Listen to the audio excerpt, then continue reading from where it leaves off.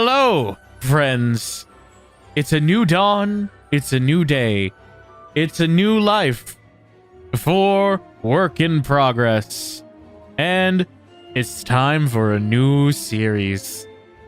And yeah. It feels weird to host this one in the chair, but I'm not the only one talking. So hi, guys. Is this the part where we start breaking into songs? I mean, I don't mind, but I have a feeling you two would. But we'll see about that. How you guys doing? Hope you're doing well. I'm Random Bystander here. I am the Wash. Oh, no.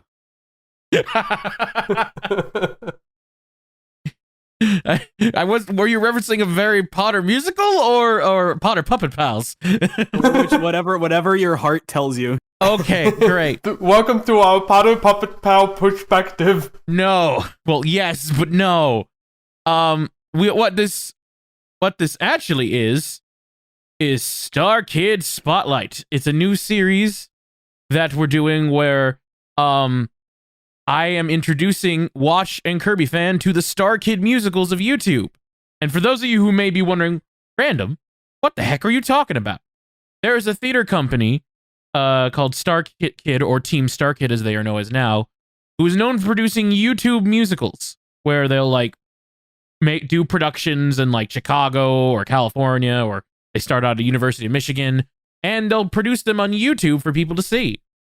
And many of them are parody-like musicals, but some of them are original productions. But we'll get to that when we get to that. I wanted to show both of you guys these musicals for a while now, but I never had a reason to. And then when we were coming up with ideas for the podcast, I wanted to do something, since I was the musical theaterist out of the three, I just wanted to show it to you guys, but I past times it has failed. But then I thought about doing it for the podcast. I'm like, yes! Now they can't say no. You still could. I mean, you could, yes, but it'd be a little late. Will we? Is the special question. Yes. I mean, it's a little late to start with the first episode, but you know what? It's okay. Okay. So we're going to introduce, well, we're going to talk about each musical and each individual musical in each individual episode. And we're going to talk about our opinions. I'm going to talk about first my history with the musical and with StarKid for this episode too. I'll keep it brief because I want to get to the musical because there's a lot of it. I know you have already said, you know what? No, you're going to watch these twice. Oh wait, I did say that. Yes. So okay, we're bound by podcast law. All right. Watch them twice. All right. To watch them twice. So, you two have never seen StarKid musicals? Never. That's half right. other than me trying to get you to watch them in the past. So, when we get to Starship, I'll talk about Starship. Okay. Because that's the furthest I've ever watched a StarKid musical, which again you introduced me to. Not Potter, Harry Potter musical. I found the sword of the Dickon! It's a pipe bomb! Yay! This is not StarKid, but honestly, it's hard to not connect the two because they're both YouTube and Harry Potter related things. Yeah, late 2000s Harry Potter parodies, huge on YouTube. Obviously, you're gonna make those comparisons. Anyway, I did not realize until going into this that I have seen the first maybe 2 parts, maybe 3 parts of this because I suddenly, and we'll get to it later, but it was there was suddenly, I was watching it, there was a thought that I had this thought 10 years ago probably, and I haven't even realized it, but it's I probably started it, and then it was I can't understand a word that anyone is saying because the microphone is so bad, so... To be fair, that's a problem, that's a problem with the whole show, but we'll get to that. It takes a while for StarKid to get good audio. Yes. Yeah. But we'll get to that. We'll get to that. But that's the furthest I know about StarKid. And Kirby fan? Even less. You like StarKid. That's all. I thought I showed you Starship as well at one point, but I You could don't. have shown me like a minute You- of Starship. Yeah, But either way, probably. all And right, he said, let's play some video games. that does not surprise me. Anyways, I did. I just realized I did see like a tiny bit of Twisted, and I also quit. So I have had a. So far, I until we started this, I have seen 0 to completion, and I've tried 3. my goal with this is that I know you two aren't the biggest musical theater fans, but my goal is that for you guys to enjoy at least one of them, if not a majority of them. Because I'm not gonna lie, Majority. a majority. I'm not gonna lie. There's some stinker. There's I can name at least one I don't like, maybe 2, Okay. but I want to. There's got to be at least one, Oh and my god. because I love so many of these, and I wanted to share it with some of my friends, but I never had a reason to until now. So here, before we started, I'm going to show my experience with it, which is ties to my experience with StarKid, because this is the musical I found out about that introduced me to StarKid and introduced a lot of people to StarKid. I remember I was a lonely, bored teenager in high school, and I was on Facebook. And I remember seeing status of like, oh my god, I love a Harry Potter musical. It still makes me laugh even almost a year later. And me being the one who is, how should I say this, sheltered and does not know a lot of stuff, I was like, there's a Harry Potter musical? Because I loved Harry Potter. I loved musicals. Combining them together, I was excited to know it existed. And it existed for free on YouTube. And I did, and I loved it when I was a kid. I loved it because it combined 2 of my favorite things together. And it was just so funny. I thought it was so funny because I love theater. I loved Harry Potter. I loved the jokes. I thought the performances were decent. I didn't mind the audio quality because it was the early 2000s. It was like late 2000s, early 2010s. So I didn't mind that, and I just thought I liked it. And I rewatched it. I rewatched it multiple times, especially when I was a kid. And I rewatched it again for this podcast. And I decided to be, and I tried to be critical with it, and not let nostalgia take it over, because this is one of the ones, among like another one, where my nostalgia was going to take over. Among Among the other ones.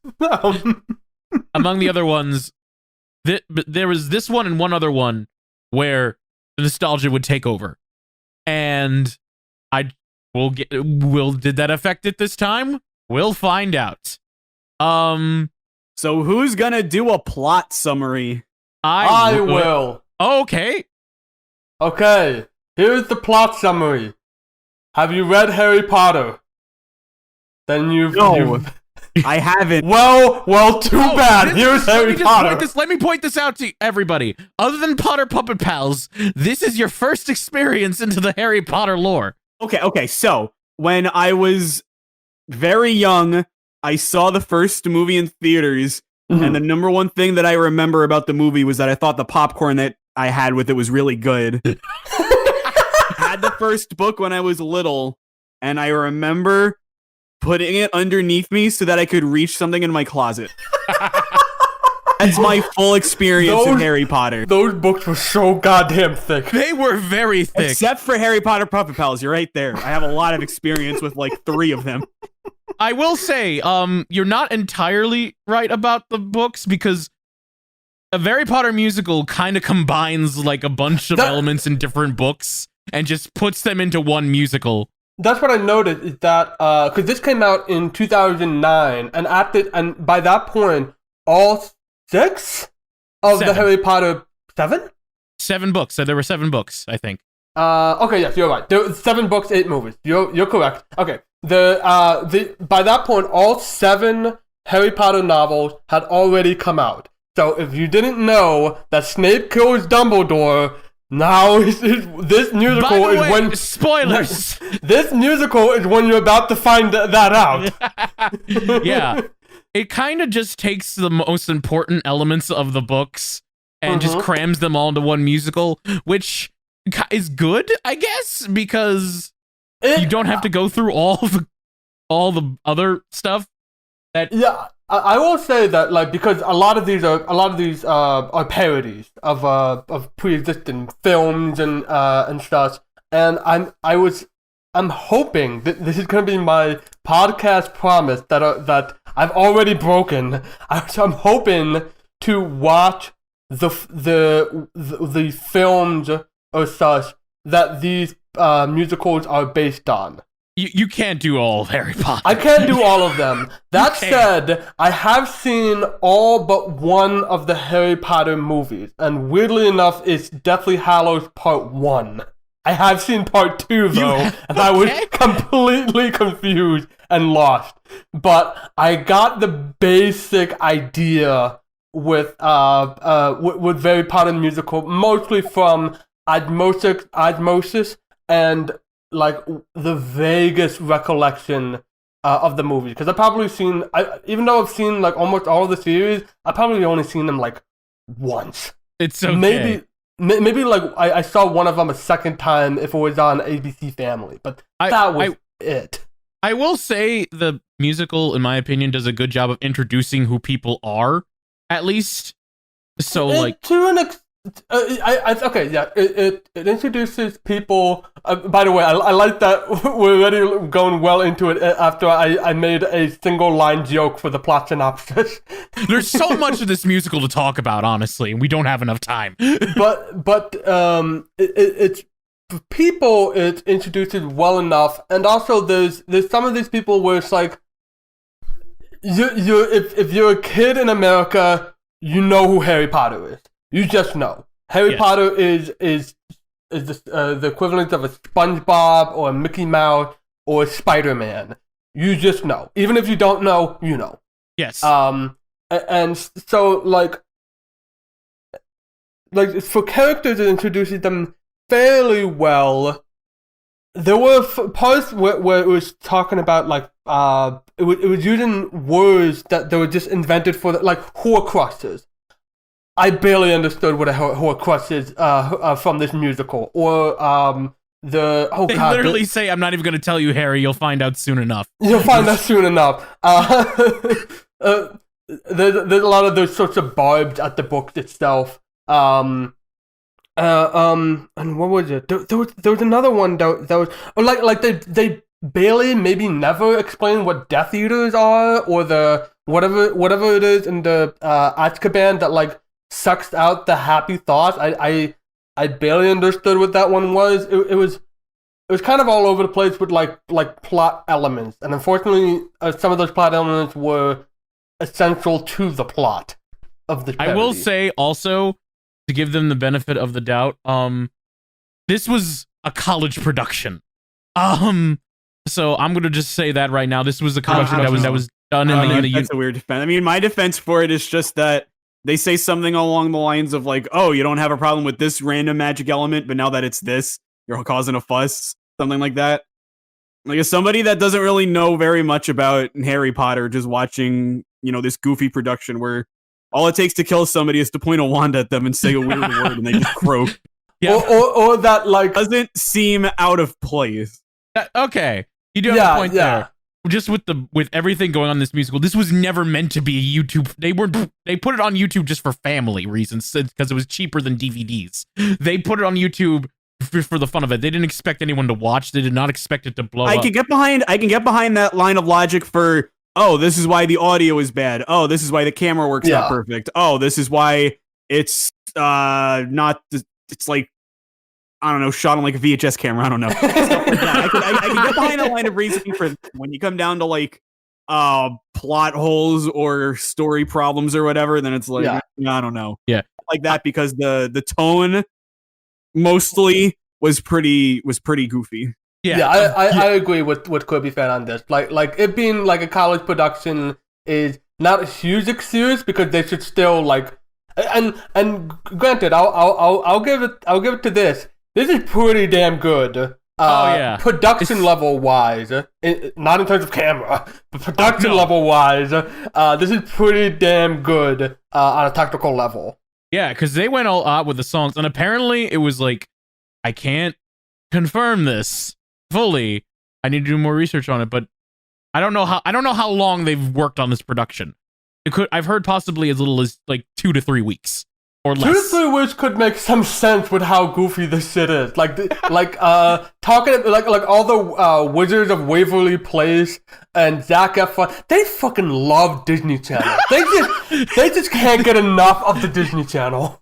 Oh my god, they made they made like all the High School Musical references. There's a lot of pop culture in it.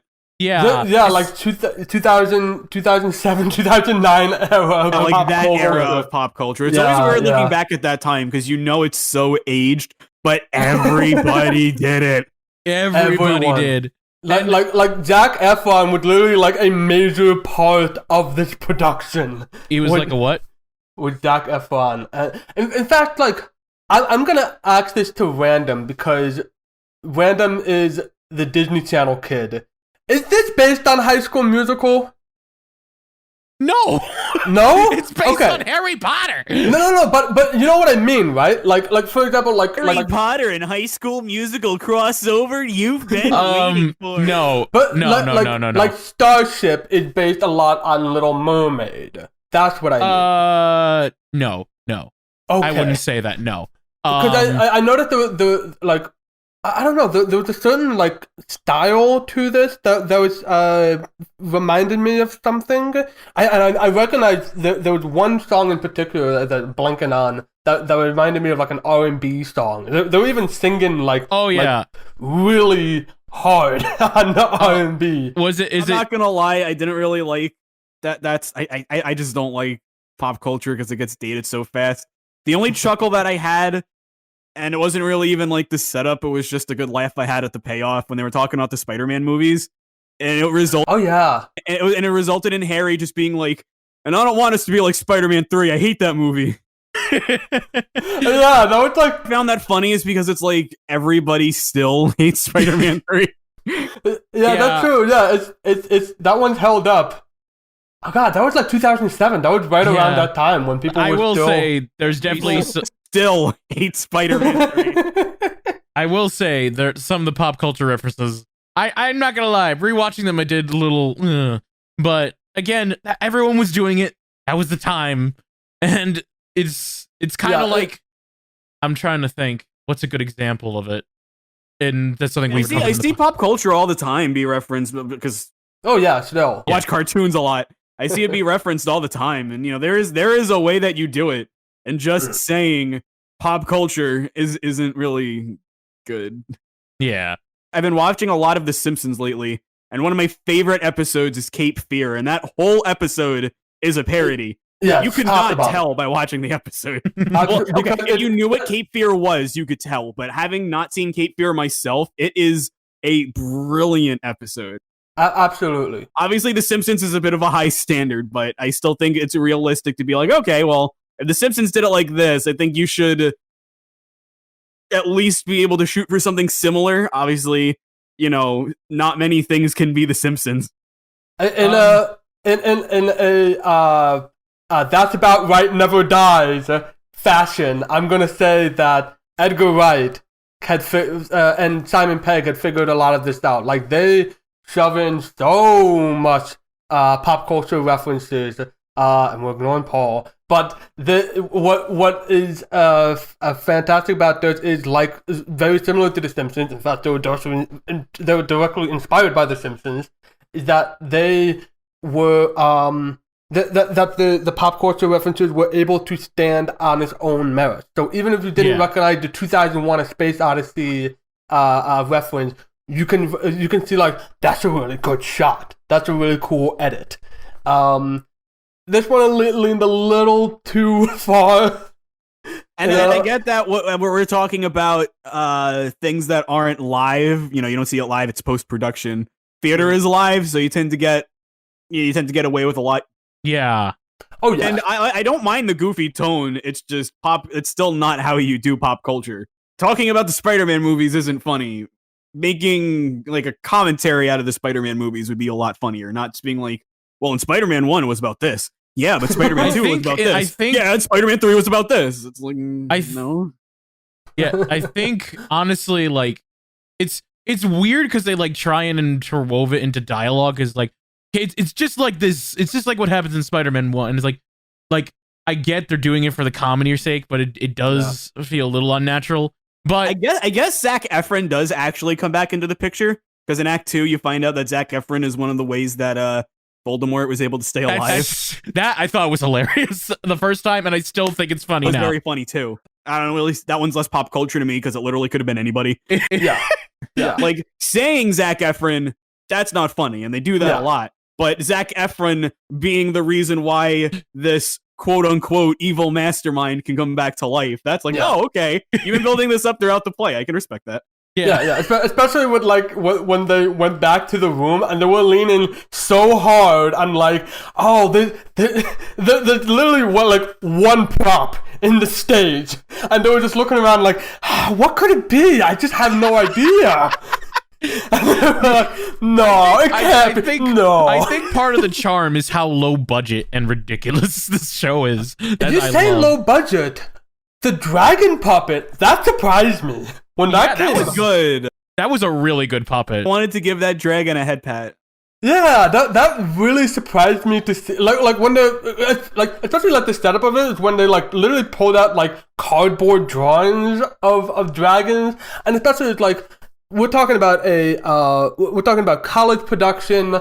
The staging is, as for most of it, is very minimal. You're kind of using your imagination because that's what you do in theater. And then like Harry goes up to the fight, and there's an actual dragon with a head and a neck and eyes that blink. That was like, wow. And you can clearly see that it's being used by the actors for Draco Malfoy and Cho Chang.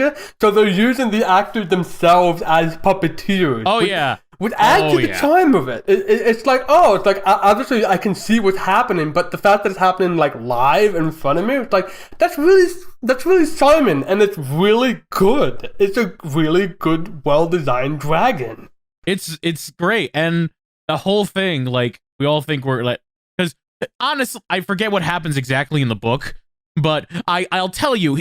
In the book and movie, he does not sing to the dragon. What do you do with the? I'm never reading these dumb books. Honestly, due to an unnamed writer, I think you should just watch the musicals. Yeah. Notice how in the beginning it says that it has no affiliation to that unnamed writer. Yeah, that's when I knew it wasn't going to be bad necessarily. Okay, this thing has a fighting chance. I'm happy. All right, time. I'm gonna. Do you want to talk about the character? Yes, I was. Oh yeah, we just went like almost 25 minutes without going to character. Yeah. All right. Let's do. You want to start with the main character, Harry, or at least maybe the trio? I think we could talk about Harry. Harry has a lot of like standalone. Harry, played by Darren Criss, who you may. Yeah, he's kind of. They play him as they really like. Play him as the egotistical guy type of person, and they stole that from Potter Puppet Pals. I'm telling you, because Harry Potter Puppet Pals did it first. Honestly, it's not very uncommon for Harry to be stereotyped as the egotistical one, because he's the boy who lived. He was a jerk. He was just a jerk. Like he just like I've got a big ego. It's like he was mean. Yeah. And I think like at the second act they were trying to like catch back up, even though like the first act was like it seemed like a lot of the meanness was for goofiness sake. Yeah. But then in the second half, it was like that was the point. He has a whole. I don't even want to say it's a redemption arc. It's just like can't you see? I know everyone thinks I'm great and I act great, but I'm really not. Yeah. You know what I mean, Mater? Hey, at least Lightning McQueen can't play guitar. How could you imagine? How do cars play guitar? This is what we're talking about. Where's Count Rancid when you need him? Anyway, I agree. He does come off as an egotistical jerk. I'm not gonna lie. I don't even mind that he's like so overconfident. Like that could be funny. Yeah. It's the mean part that rubs me the wrong way. Like if he was overconfident, but he was still like nice to people, and that was their draw to him, but he's so absorbed in himself that he can't really like. You can't fully like the guy, but you gotta like the guy, right? It's Harry Potter. I think they were trying to do that. When they say it's Harry Potter, he's just like, yeah, and I'm so much better than, that ugly girl next to me. Oh yeah, like Ginny. Yeah. There were. talking about, but How about Hermione? I think. Hermione. Yeah, I was gonna mention that. Like there was this constant running gag that even the audience stopped chuckling at when they just kept saying thanks Hermione, and that kept happening. It's the equivalent of thanks Obama on stage. Yeah, it was very, very similar. Even though, Obama just got elected president by that point. Yeah, so probably. Oh God. Oh no, I don't want to think about this anymore. I will say, yeah, I noticed. I as a writer, this show definitely influenced me more than I thought it did, because the idea of a protagonist trying to be cool by being a jerk. I've written characters like that in the past probably because of influence of the show. Watch and Kirby fan know what I'm talking about. I do. It makes sense now, doesn't it? I am intimately aware of this. I might edit this out because no one will know what I'm talking about. But it's fine.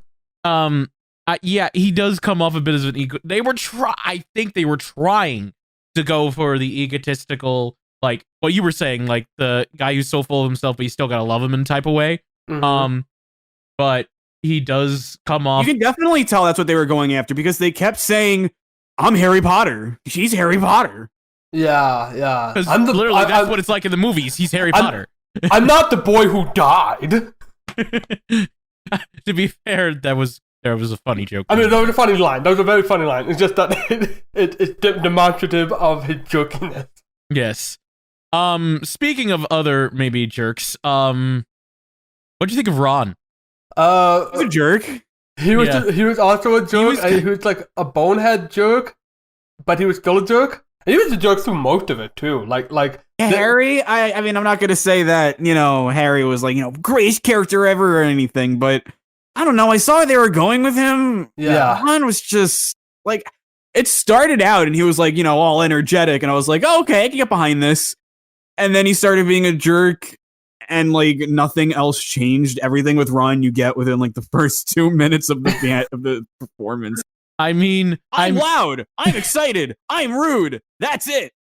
I mean, I'm eating a comically oversized piece of candy, which I was like the probably top 2 moments of the whole. Oh yeah, the Hershey bar. Did you notice every Hershey bar?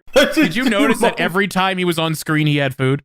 Yes. It definitely hit its peak with the giant Hershey bar. Yeah, that was the peak. There was a moment where like even the band was handing over Twizzlers to, and I actually checked on the website and I found out that it was it looked like the production eventually got sponsored by Red Vines. So I'm guessing that they eventually made it Red Vines instead of Twizzlers. I don't know. Wait till a Harry Potter sequel. Oh boy. That's all I'm gonna say about that. Okay. Anyway, I will honestly I know what they were going for. Again, they were trying to go for like the best friend dynamic and them being like jerks to be funny. Yeah. Because Harry and Ron aren't that big jerks in the movie, but now they're being funny. But again, just the way it's delivered, it's just, I can see how it has problems. Yeah. I will say Darren Criss performance great, especially with the singing. He actually wrote a bunch of the songs, which we'll probably get to as well. And Joey Richter performing of Ron did well. At least they put some energy into performances, even though they did play jerks. Yeah, I think the thing is that like how many times he does the performance like, come on, like he's just so like mad at everyone, like shut up, Hermione, like just so extra about this. Like it's a little too much. I think he was a little too much. It wore. When you talk about movies or cartoons or whatever, it's a lot easier to critique the actors because they're behind the camera, they have a script, they're getting paid tons of money, they're professionals. this is theater. This is different. And I know I'm sounding like really sarcastic, but I get it. It is a genuine feeling when you're seeing people perform live on stage without a script, live. It's very different. Very. But at the same time, it was a little too much.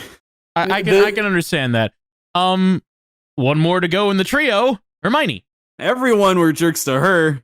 Yeah, that was the main thing, is that like everyone They were was a jerks joke to her almost as much as another character, but we'll get to them later. Like probably next, but it's not a specific problem with Hermione, but instead of dragging this bit out, I'll just kill it at the third one. Hermione's treatment is my number one representation of what my biggest problem with the musical is, and it is so mean-spirited. It gets bad. It's so mean-spirited, and it's not. I mean, it could start off as like a quick chuckle, ha goofy, but it just gets unpleasant. And again, I think like that is the what they're aiming for with this parody, is that the weird thing here, and we will get to these two. Yeah. But there are two characters that you don't think wouldn't be mean, but they're like the coolest characters. oh, I know who you're talking about immediately. I cannot wait to get to them. They're like the best parts of the show. We will get to them. I won't say anything as much as I want to, but we will get to them. They're on screen. It's like it's an entirely different performance because they're just so much nicer. Like they talk to each other, they bond, they have an live arc together. God, I'm just gonna say it. They're boyfriends. I love it. Wait, hold on. Are you talking about We'll get there. Oh my God. Talk Oh about my a few God. more people before we get to them. Trust Okay. me, we're saving the best for last. I let it slip. I'm sorry, that was my bad. Also, it's also important to bring that up because when you compare it to everything else, and it's not just Ron and Weasley, like, there are so many other characters where it's just like they're so rude. yeah, it got bad. It got real bad. It did. I think when we'll get to this character, there was one character who was being rude for most of the performance, and I was like, I get into this. This is funny. But there was one character, and that's it. We'll get to them. I won't say who it is. And it's not boyfriends. It's somebody else. I think I know who you're talking about. Like that number one representation of like, wow, I really don't. It's this spirit is mean. Yeah. I'm not gonna lie. I guess because in the movies, Hermione is like the one that gets made fun of the most, or should be according to the fans. I don't know. But I understand. Yeah, I understand. While I do adore this musical and I see where they're coming from, I understand why you guys feel that way. And so much of it is about her looks too, and that just like makes it even worse. Yeah, that even when I was rewatching it, then it would be one thing, but it was just like, look at how ugly she is. No, there is an extended scene with the makeout. When fuck. Ron eventually finally apologizes, sort of in a way that like Squidward finally apologizes in Fools in April. Finally gonna make my SpongeBob quota. But like they said they're sorry, and then it goes on for like 5 minutes of them like trying to make a. At that point, I won't lie, I muted. I started doing something else, and I checked back in to see when they were done. That stuff just makes me very uncomfortable. I honestly rewatching that specific moment, that made me feel like, oh no. It went on and on. It went on for so long. It was so long, and they just kept like drag. There was like they was trying to do the makeout, and then it was just like, no, your breath smells, and it's like spraying with the breath spray, and then it's just, like even after that, it was just like forever. They just kept going on. Didn't help. It was near the end too. It was especially like when are we getting to the end? All right. We got a lot more characters. We'll breeze through them quickly before we get to the golden favorites, because I'm pretty sure we all love the ship in it. Next up, did someone say Draco Malfoy? Oh my god, I love the actress who plays Draco. I'm just gonna say that. That's the rude character I was talking about that I could actually get into. Yeah. So everyone else is so over the top that it stops being good and it gets bad. Draco is so over the top that it skips being good, that it skips being bad, and it just loops back to being good. Yes, absolutely. Like, I just love how Lauren Lopez is so committed to the role that while everyone else maybe starts British or doesn't and turns American or just starts out American, she goes British the whole time. and it's awful. It's so bad. Big commendants on the voice for that, but my favorite thing is that, like, while every other actor is so busy standing still, Draco's, whatever her name is, she's like rolling on the ground, sitting on a desk and falling. You know that's a pun, right? Because she's part of the Slytherin house.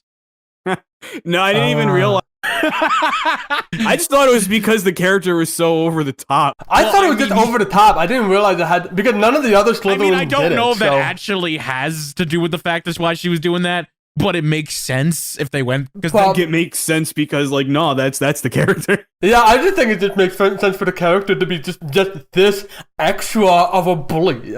yeah, they really do go the extra mile with that, and I love it. People love Draco. Draco is one of the things that really holds up, I would say, along with Goyle. Goyle is one of my favorites too. Oh god, I'm trying to remember which one is Quirrell. No. The one who was like, "This is for nerds." Yeah, the giant one. I forgot about him. Yeah, Where did he go in Act 2?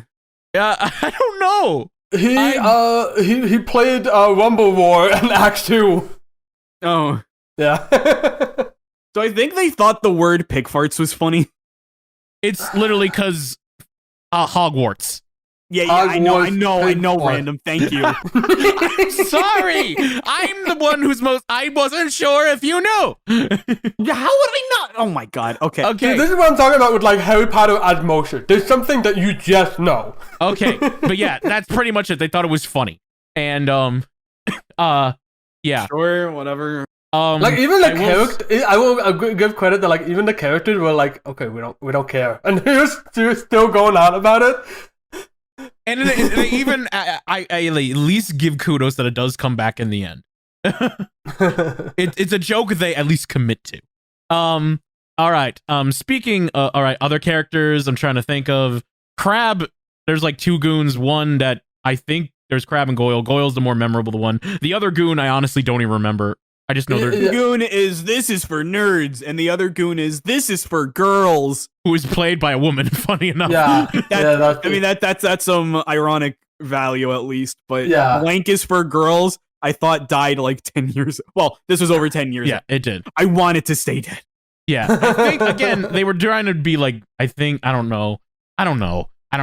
It just seems dumb writing in my opinion, and I applaud Nick and it's written by two brothers, Matt and Nick Lang, and I applaud them as writers, but this is probably one of their earlier works, and the thing about college productions is that it did not go through multiple drafts. I buy that. I can tell. Is this the dead right of StarKid Productions? That's what I was thinking, kind of. But we'll get Waiting for my chance to talk about Redline. It hasn't come yet. It'll get there. Speaking of red, actually no, they're not wearing red, but they're purple, I guess. Dumbledore. One that I was most bummed out about being such a big jerk out of everybody. Oh yeah, and it never paid off. Like the old cool guy. He's just some jerk. I'm not gonna lie. Dylan Saunders is an amazing actor and singer. That whole that long note in the beginning was fantastic. Oh, yeah. But I remember liking his character a lot, but they did write him as a jerk. And I will admit, because they're doing what I did when I first wrote plays, was just like be jerk just for the sake of a joke. And while that may be funny at the time, that doesn't usually hold up and just makes people look like jerks. Especially, so I don't know if this is a personal thing or not, but everybody else, talking about Hermione's looks, picking on her stuff, that's not okay. But when the teacher does that, yeah, like, again, that was kind of wanted to stop when he started doing. Oh no, but I held through. Thank God I did. 'Cause there were a lot of great things about it, honestly. I mean, really, there's only one thing that I love about it, but it's I mean, everything right now. It's I'm all trying I've been thinking about. I'm trying to think of other characters like Ginny. Oh, Ginny, yes, Ginny. Ginny. She's She an original character or is she in Harry Potter? Oh, she's in Harry Potter. She's in an Harry actual sister to Ron, and she eventually becomes Harry's love interest. Harry's love interest. The Cho Chang, which I guess we can talk about later. It's kind of like a red herring of a love interest. Like you think there's gonna be something between them, and then it turns out no, with Ginny the whole time.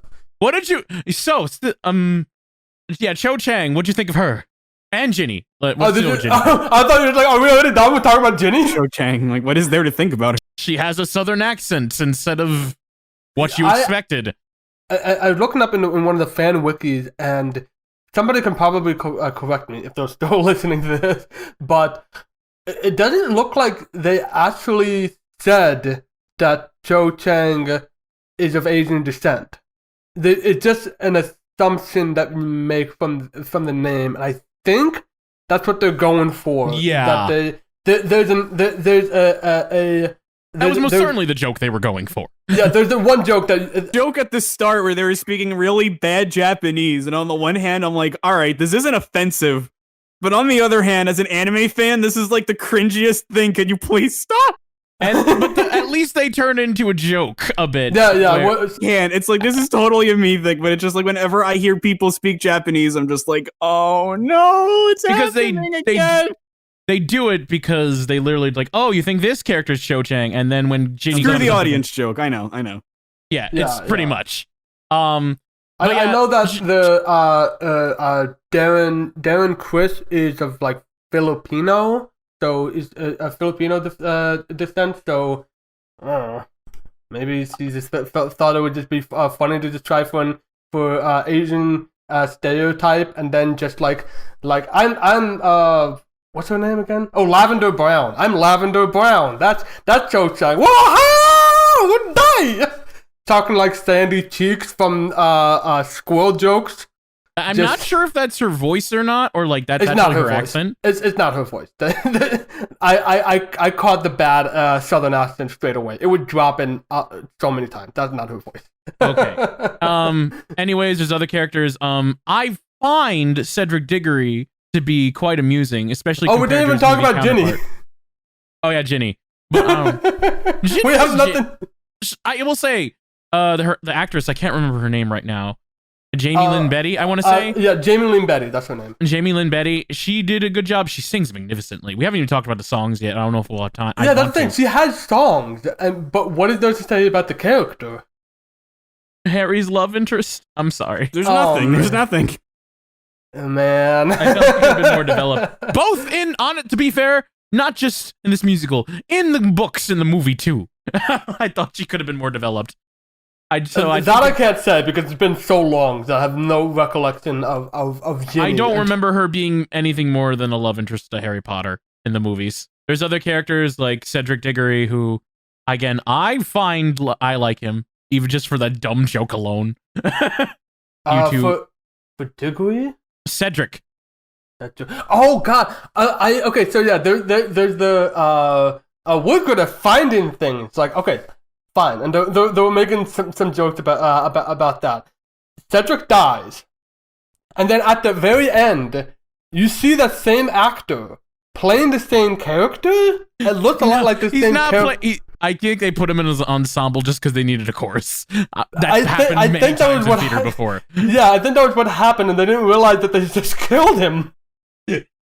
No, why not just dress him as someone else at least? Because he's very clearly acting like, even when he's not talking, he's very clearly doing like the toothy smile of Cedric. Like it's clearly Cedric. He dies. This That's makes why me we're think in this. that this was done in 2 to 3 weeks because I didn't have time to like think about a lot of this stuff. Hell, I even heard Voldemort was going down was possibly at a day or two before the production.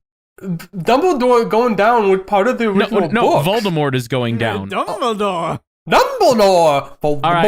Voldemort. Okay, is there any- Voldemort. Is there any other cast members Snape. besides the Snape. two Golden Child? Snape. Snape. Snape. Severus Snape. Dumbledore. Snape. Oh, I have a funny story about the actor, by the way. Joe ahead. Moses actually went to my high school, as in he visited, and I got to okay. meet him. He was a pretty cool actor, pretty cool, chill dude. He It was fun. His face reminds me of one of the guys from Kids Down the Hall. Oh, forget what the just one of those like Canadian comedians. The Kids Down the Block. I can't remember it now. I shouldn't have started this. Go ahead. I mean, he was funny. He got me to laugh a couple times. One of the biggest laughs of the whole thing was towards the end when he was dying. And he's like, Harry, you have to die, something like that. He's like, no, there has to be another way. No, I'll show you what to do. Watch. And then he died. And then he died. Especially like the when they did the sacrifice at the wherever they were, and there's this one like imposing figure, and he cuts his hand and goes, oh, and then he comes back when Harry Potter gets comes back with a transported back. hook. You see him open the door. What happened in the graveyard? And with him covering his hand. You see, No, that's what I like this what I like about him is this is a big thing with me in theater, and this play is very guilty of it. I don't like when the actors are just kind of like standing on stage, not really doing anything. Like that drives me crazy. Oh yeah, Which is what I really liked about. about. I said I liked it about Draco. I also give it to Snape because his arms are always out, his head is always reeled back, and whenever he talks, he always has that.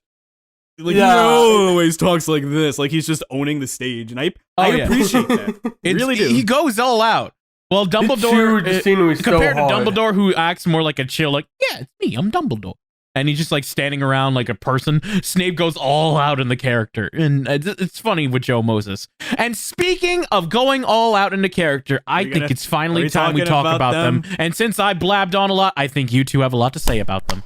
Well, I mean, watch do you? Voldemort, ooh, Voldemort. And Quirrell. Blah, blah, blah. Oh okay, so first off, bi icon. Second, For real though. for real, like in canon, bi icon. And second, like the premise alone, like when this premise was revealed. Like the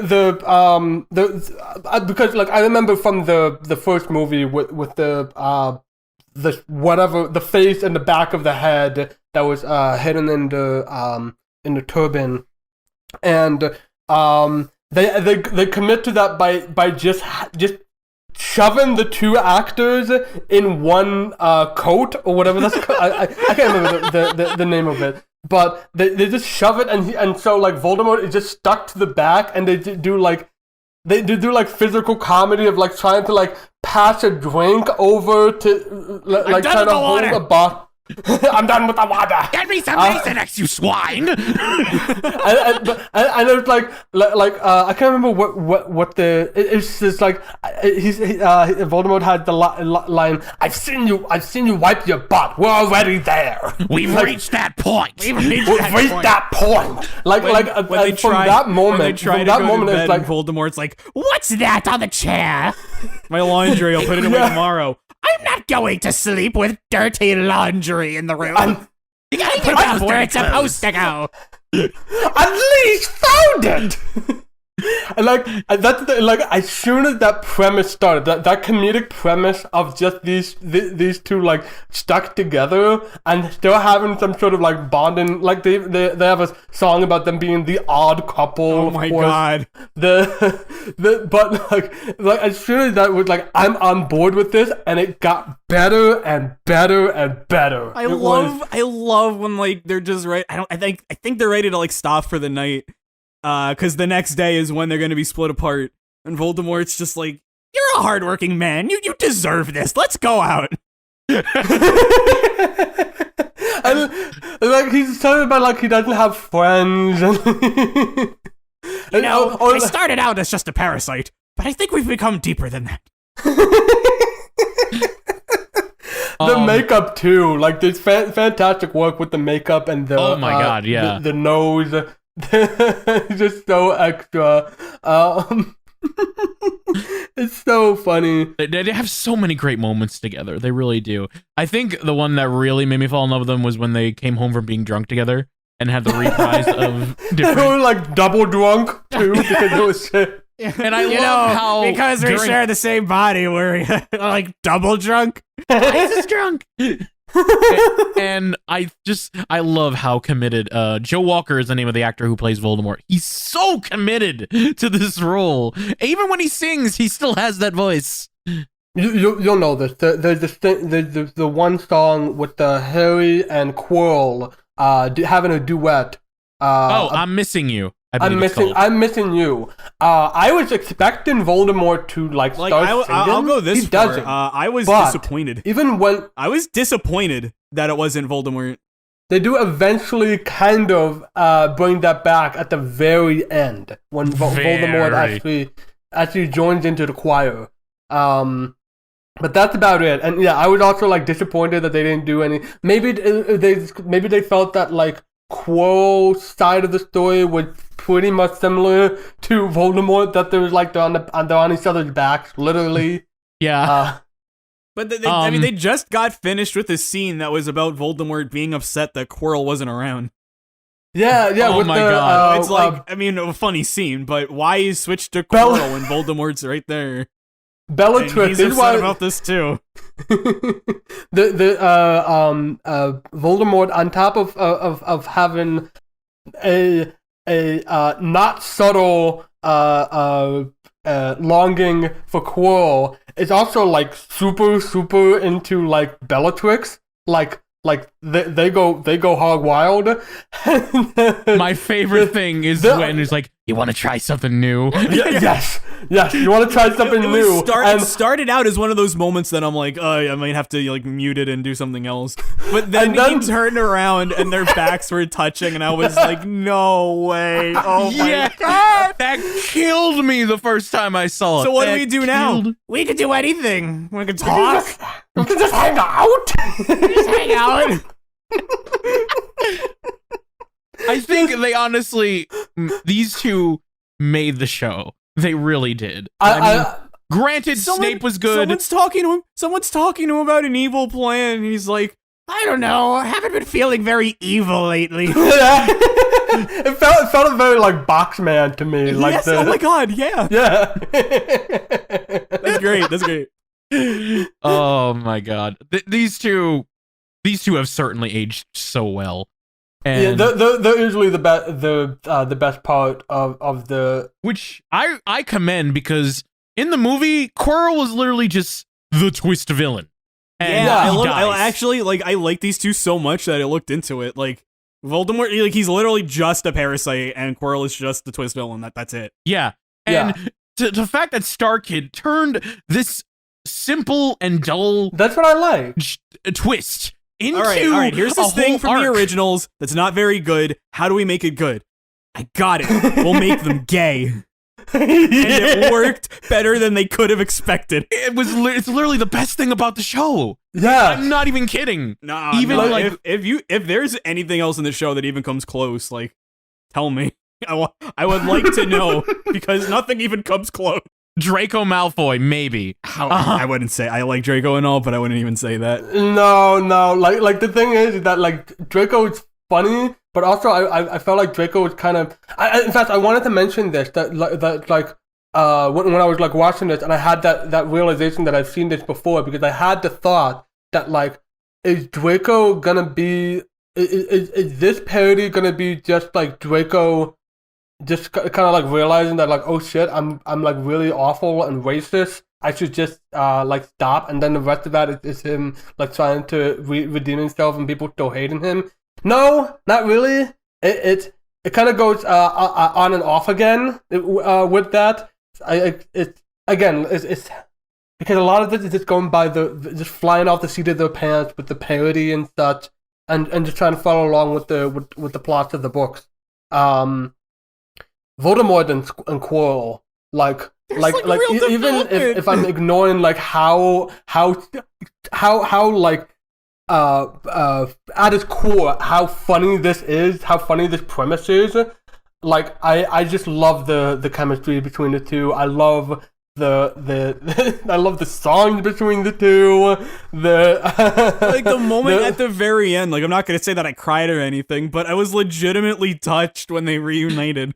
Like they spent all of Act 2 apart, and then the last concluding scene of the play is them reuniting. And literally slow walking, and then turning around each other, just facing each other's backs against each other. It's great. When they started that slow, and I could literally hear the da na na na na. Like I could literally hear it in my head. It was so funny.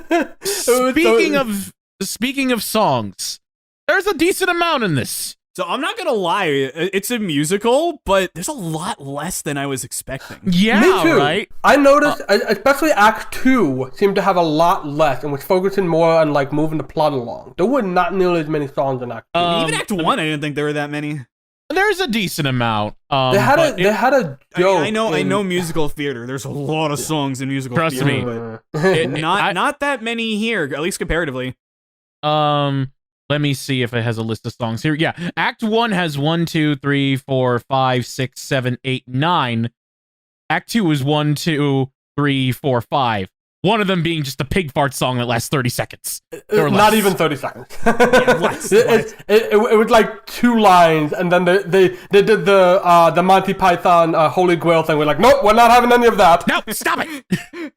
So literally, there's only 4 songs in it. And one of them is a reprise of Not Alone. And I'll be honest, a lot of these songs weren't originally written for the show. Ginny's song was originally called Sammy, and was written by Darren Criss.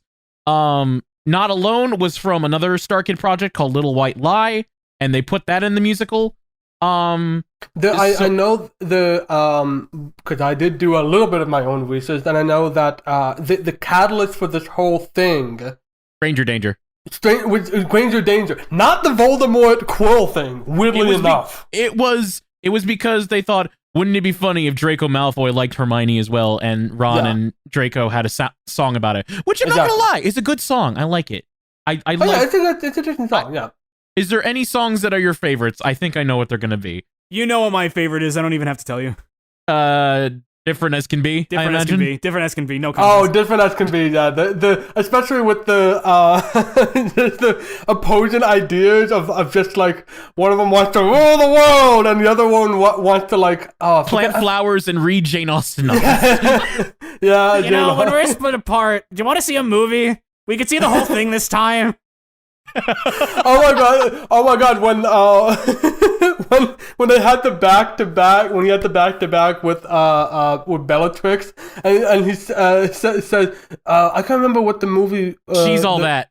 Oh, do you want to see? She's all that. I haven't seen the first half. Like, you see, that's a pop culture reference done right. Yeah, because they talked about it before. How like they can't see movies together. Yeah, and also like I don't have to have seen because I haven't seen She's All That just to find it funny the idea of them watching this movie and then in the halfway point they turn around. So yeah. All right, your turn. Exactly. Oh god. I think. Oh my god, they're the best part about the show. I'm gonna pick a different song.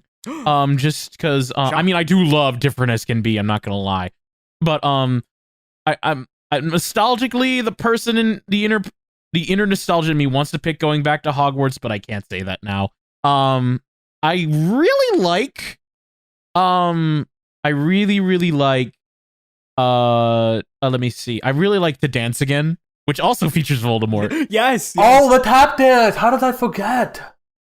It's such a, because this is the moment where like you see Voldemort and in his body, and then the first thing he does is move his foot and you hear a click sound of tap dancing, and I was like, I was like, oh my god. And it's like he controlled Harry, so now Harry is tap dancing in fear. Like that was fun. it was so creative because it was using like the thought of magic to like make a dance, which it was awesome. You know And what? I just thought You know what I just remembered? I'm sorry to track off the topic of songs. We'll get right back to it. But when Quirrell finds out that Voldemort was gonna frame him for the assassination, and they have a misunderstanding moment, but it was funny. Yeah, it was really funny. It was. It was my favorite fun. part is when Bellatrix like tortures Quirrell by going Crucio or whatever, and he like screams, he's like ah, and then Voldemort plays it cool, but literally eventually he reaches down to Quirrell, being like, "Are you all right?" Yes. You shall call him your Dark Lord. No, he's cool. He's cool. No, Bellatrix, he's cool. All right, I'm sorry. Back to the songs. I was just gonna say, just going through them, going back to Hogwarts is nostalgically good, but it probably has some difficulties. Different as can be. Great song. Ginny's song, it's good for comedic potential, I guess. Yeah. I like how the joke is obviously it works with Ginny, but it doesn't work with Cho Chang. And duh. Yeah. I really like Harry musically. Like, it's one of those songs that doesn't, and this does happen sometimes in musicals, a song that doesn't tell the story or doesn't advance the plot much, but it just shows, but it sounds turmoil. nice. Yeah, funny enough, I was in my walk earlier. For some reason, the song "Suddenly Seymour" "Suddenly Seymour" from Little Shop of Horrors came in, and this is very much the same thing of that sort of like why won't he just see me or something like that. Yeah, it's everyone did their absolute best with the phenomenal jobs all around with singing. And it's fine. It's a good I would song. say the music. I really like the music in this, but the one complaint I heard is that there should have been more songs. I don't know if you guys feel that way. I don't know what other songs they could have made. With this, I mean, I'm mostly indifferent on that, song. but mostly because generally I'm a bit indifferent on a lot of the aspects. But I don't really think Voldemort and Quirrell need it anymore. No, that's what I really care about. They were perfect, and they were perfect, and honestly, there are sequels. There are two sequels. There's two sequels, and how do you make a sequel to this? Because you're gonna find out in 2 episodes from now. Oh boy. And 2 episodes, and I think 3 more after that. I don't know. But I will say to you, this is the defining moment of Quirrell and Voldemort. Like this is the musical where they shine the most. Do they come back? I'm not gonna say. Oh. I also really like Not Alone. I know they probably like riffed it a bit too much, but like I really like the song as itself. And the R&B song. Yeah, I like it. Yeah. I don't know if I think it works with the plot, because you could tell, especially with that, when you know that it wasn't written for the show, you're like, oh yeah, that kind of makes sense based on how it's written. I don't think there's anything else I can think of, unless there's anything you guys want to talk about. Oh gosh, because I went through the actors, the characters, the songs. I'll give a quick shout out to one funny gag from Ron when with the chocolate bar, of course, but there's also one point that it's like a blink and you might miss it, where Ron like burst in and the band plays the Seinfeld sting. Yes! That's another thing. The band is great. Yeah. The band had a. There was even a point where I think it was Voldemort actually like pointing the wand directly at the band, like, stop playing. Yes, it's because Harry Potter's like, there's got to be someone out there you miss, someone that deep inside who you regret leaving, and then they play the sad music. They play the sad music. Well, there is one person. No, there isn't. And he pointed with a wand at AJ Holmes, who is the piano player, who just raises his hands. He raises his hand and is like, okay, fine, don't shoot me. AJ Holmes wrote half the music, wrote a lot of the original music for the show as well. Oh, okay. I think he wrote To Dance Again. I just don't know which one. It doesn't say on the wiki article which ones he wrote. It's hard to it's hard to say with the wiki article too. Yeah. Let me think. I just know both Darren Criss and AJ Holmes wrote some music together. Wrote the music for the show. And AJ through- Holmes, you'll actually get to see act in another production, next time. So okay. Anyways, is there anything else you guys wanted to mention? Because I don't really have anything else. The going back to Hogwarts reminded me of Everything is Awesome from the Lego movie. Oh my god. This came first. The camera, I just a quick, like, the camera work, it's very clear that they didn't know that you can turn off the autofocus feature on your cameras. Oh my god. It was getting so bad. There's even at the very end, Voldemort kills Harry, and the camera did not cast the cue for that because you didn't see it. Bad job. I'm very sorry. I realize these are college students, and me in college, I probably would have made very much the same mistake. It's just like, oof. Yeah, that's hard to watch. Honestly, I know it's all because it's a college production, but even I had trouble understanding some of the things that were said. Not just because of the audio wasn't that great. And I'm not gonna lie, first couple StarKids, like the first 3 StarKid productions, they're gonna have terrible audio because they didn't get mics until like Starship. Thank God for the YouTube captions. Thank God. Although like a couple... one of them apparently Yes, I showed, wanted to bring that up. One of them I had to use English, like the auto-generated captions. Yes. And it didn't work like 95% of the time. What I had to do was I had to select like German or Spanish and then use the auto-translate on YouTube to turn that into English. And that did a better job than the auto-caption would have, because, again, the mic is horrendous. Yeah. I mean, it's part of the fact that it was a college production, and they just did this so people could watch the show like they're their friends. Yeah, they didn't expect this to blow up, but it did. It got popular. Absolutely. And it started a whole trend of musicals. Kirby, do you have anything else you want to say? Trying to think. Trying to think about Voldemort and Quirrell. I'm still thinking about the dragon puppet. And that thing was pretty cool. Yeah, that was honestly, their puppet work is great. You'll see more of it in future productions, especially Starship. Oh my god. The dumb line where like Harry Potter asked Dumbledore, it's like, if there's one question you want me to there's one thing you would like to know, and he says, how does Lost end?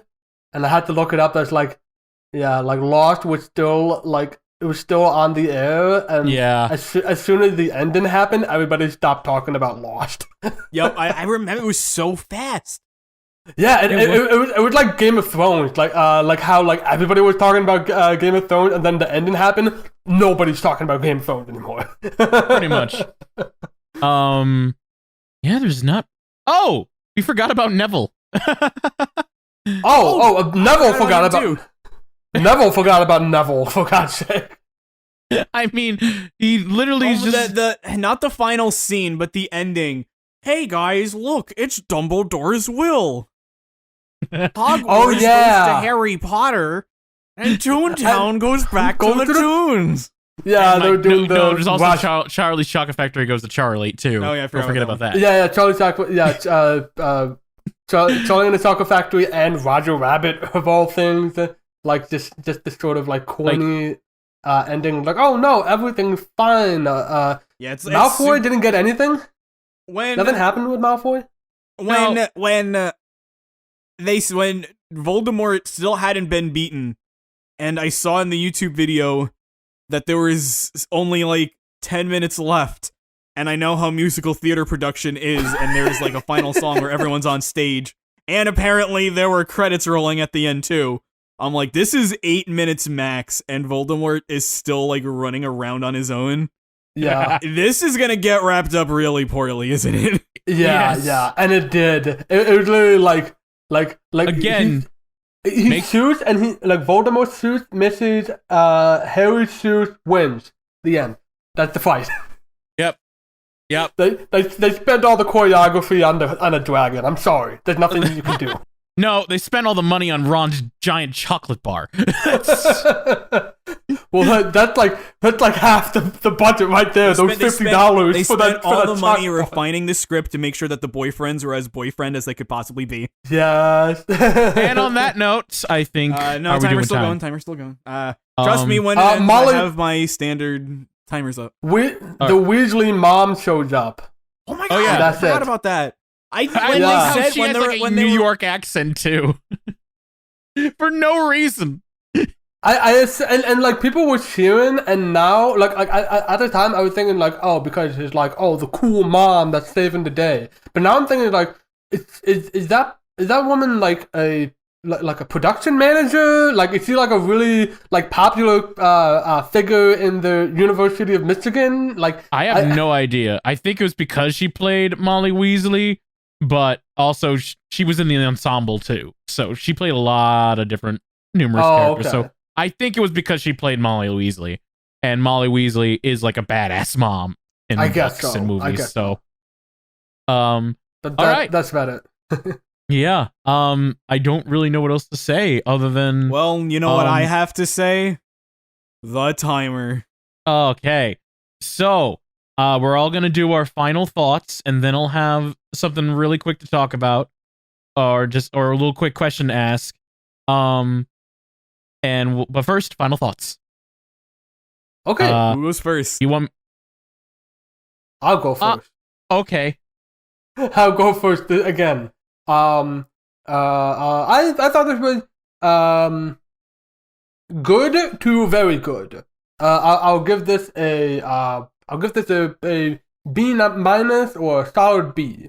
This is I had some fun. There's some moments that were I'm bored, or this is way too friggin' long. Why would you have a makeout scene this friggin' long? But beyond that, it was a good time. I can't really say I regretted watching it, mainly because of two people in this production. Well, mainly one person of the ship. Let's be real. For real, Quirrell is just the second man in the ship. That's all. Yeah, the second banana. He's the straight man. Ironically, but Voldemort. Voldemort is the star of the show. And in fact, because I know that the later StarKid musicals have focused a lot on villains, having a sad backstory or a funny backstory for their villains. And I can definitely see the start of that in here when they give a lot of pathos to Voldemort, who want to start a genocide, but he's just so cute. It's so really the most horrific racist of the Harry Potter characters in the book, and here he's just so funny. He's so Again, sweet. You gotta give credit where credit's due. Joe Walker's great, but yeah. we'll get.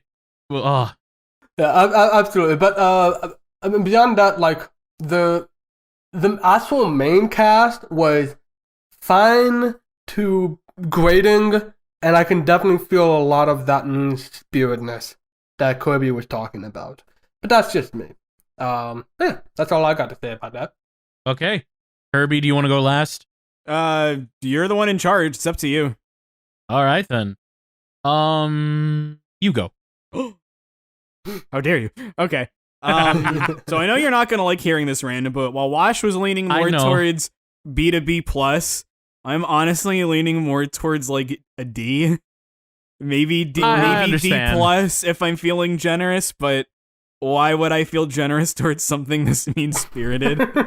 I mean, probably at the end of the day, I'd probably still give it a B or a B plus because of Voldemort, but without this one crucial piece of the puzzle, it's just a solid D. It's me and I don't have a problem with it being goofy. You two can know this firsthand with how much I enjoy writing Goofy. I love Goofy, all right? Like, it is so up my alley for style of comedy. What I don't like is when mean-spiritedness is mixed in with something so, like, genuine, I guess, and there's nothing to balance it. There's, like, it's not right that Voldemort is what's balancing the mean-spiritedness. Like, knowing Harry Potter or not, the good guys are the worst. The bad guys are the nice ones. Like, that doesn't, like, I was rooting for Voldemort, like, the whole way through. When he killed Harry, I was like, let's go, Voldemort. Let's go. You do you. Let's go. Let's go. Gay over straight. Let's go. That's just it. It's like for all the Voldemort that there is to love, and for the aspects of the show that are legitimately good. Like we were talking about the dragon, good songwriting, technical, ignoring camera and audio volume and stuff. Just like the props, great props, stuff like that. Some nice background jokes here and there, but it's a bit too stiff. It's way too mean, and what works about it, I just don't think there is nearly enough of it. But Voldemort's there, so it's like cool, whatever. I like it. Yeah. This is why I wanted to go last, because I had a feeling you wouldn't be too kind about it, and I'm surprised with Washes giving it a B. I was expecting a lower grade. I'm leaning toward the B- again. Either way, I was expecting a D, like KirbyFan. Like Harry Potter, a Harry Potter musical will always have a place in my heart just for nostalgia alone. It does have problems, not just with the audio and video. Yes, the main characters can be very mean-spirited. I thought it was funny back in the day when I was a kid, because when I was younger, I was an asshole, and when we're all assholes, we like that type of humor, I guess. And you want to know more about how much we were assholes, you can listen to our episode, episode 4. Yeah. Anyway. Sorry. Anyway, I agree. While the characters are mean-spirited, I still see some charm in him. I think I still think there's still some charm in them. I like the humor. I like the dialogue and a lot of the characters. There's so many funny lines, even by the characters as well. Like I thought Harry was okay. I thought Ron had his funny moments. Yes, they were both mean-spirited, especially towards Hermione and Ginny, but I don't know. This may be nostalgia talking, by the way, 100%. I would not be surprised if it was. But I agree with you. Voldemort and Quirrell are the best about this show. That has been...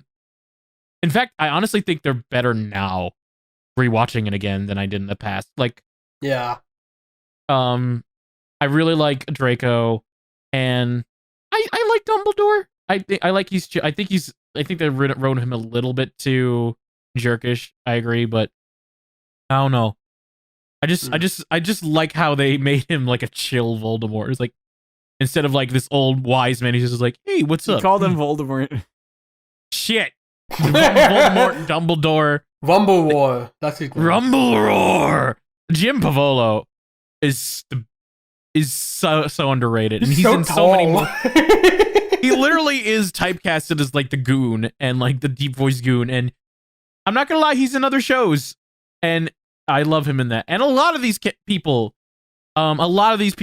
are in other shows. Like, it's like how Edgar Wright keeps his actors. Literally, StarKid reuses his actors. And speaking of, those are my final thoughts. I liked the Harry Potter musical. It's not as good as I remember it, but it'll always hold a little place in my heart just for nostalgic reasons. And Quirrell and Voldemort are the best. But speaking of actors, one thing I wanted to give a shout out to is these actors work very hard under the in the stage. They worked on the characters, they memorized their lines, they all put out a great performance. I want all of us to name one actor. Joe Walker. Wait. One actor that you could think of in your mind that really outshined everybody. And if one person named that actor, you can't name them. Okay, Let both of you go first. You decide. Joe Walker. And why? Why do you think? Why the hell do you think? You're cheating. Random. What's the name of Snape's actor? Joe Moses. All right, because we talked about Yeah. we fair. talked about That's Draco's actor, so I'll use him. So So you're going for Joe Moses or Lauren Lopez? Both. Oh.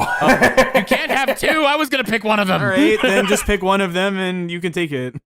Yeah. Well, you also guys are gonna explain why, I guess. I if you mean, want I to. spent multiple minutes in the podcast episode talking about why I thought they were both incredible. All right. I don't know. Go to random timestamp the points of the video where I talked about these actors. Nope. Yes, do it there. I'm probably gonna say Lauren, since I can't take Joe Walker and I can't take Joe Moses. I'm gonna say Lauren Lopez. Yeah, I'll say Lauren Lopez because we didn't talk as much about Draco, but shout out to the Lauren Lopez at Draco. Like, yeah, she really commits, and it's great. Choose the scenery so hard, and it's but so in the best way. It's so precious. it's so corny and also yeah.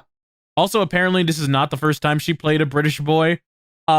She apparently was in their parody production of Lord of the Rings, which, as far as I know, I can't find a copy of. So we're not covering that. Good, because I'm not gonna watch the Lord of the Rings movies. It's all right. I still haven't even watched them. All right, that was it. You both liked one major part of this musical. That's good, at least. So I fulfilled my technically. You gave a Harry Potter musical a B wash. Well, you could rank these if you want. C. Yeah. Yeah. This was the part where we would do the rankings, but there's not much to rank. It's just one musical. You guys probably won't be able to rank it until like you guys see it twice again. So my rankings is out of all the things we watched so far, the Harry Potter musical is the best because it's the only one we watched so far for me. Congratulations. Yes. The Harry Potter musical. Yes. The Harry Potter musical. A Harry Potter musical. I did find out that this was originally called Harry Potter the Musical, and then they took down the YouTube video and then re-uploaded it as Harry Potter Musical, just in case they get struck down by Warner Brothers. Because Good. Warner Brothers Honestly, good on them. Good on Harry them. Potter Musical is a better title too. I like it better too. Yeah, Harry Potter the Musical is just like, okay, I get it. All right. And with that concludes our first episode of StarKid Spotlight. How do you guys feel? Well, I'm glad we got the guts on Voldemort for so long. Honestly.